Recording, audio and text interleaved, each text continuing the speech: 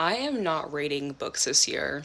2024 and 2025 burnt me out insanely on reading, and I started using like Goodreads, Storygraph, apps like that in I think 2024, and it kind of consumed my reading experience. Wherein the only thing I was thinking about while I was reading was what I was going to rate a book on an app, and I was only taking recs from like TikTok, and I was not enjoying reading, and I felt myself just like I felt like my brain wasn't working. I felt like I was really starting to just like read for like a sense of escapism or just to like be doing something, but I wasn't enjoying reading.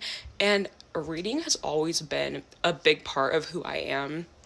I read constantly as a child, and I've read like just throughout my entire life. I've had slumps where I stopped reading, but it's always been, like a big part of who I am and who I identify myself as. And I was reading, but I wasn't enjoying it. I felt like I wasn't really there. And I was just always following what was trending, what was recommended, and I was rating books highly that I didn't actually enjoy because they're rated highly on an app. And I don't want to do that. I burnt myself out so much in reading. I stopped reading in June of last year, and I didn't want to read anymore. I didn't want to pick up a book.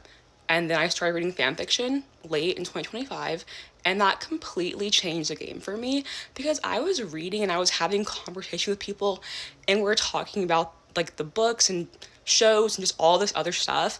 And I felt like I was like coming back to myself because I have always loved books, TV shows, movies, and more so talking about them with like family and friends, talking about what I liked, what I didn't like, talking about how this could have done better, how I like how it was like played out, like all that stuff I had stopped doing. And in reading fan fiction, it brought me back to that.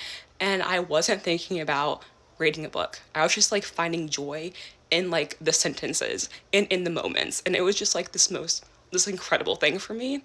So this year I will not be reading books.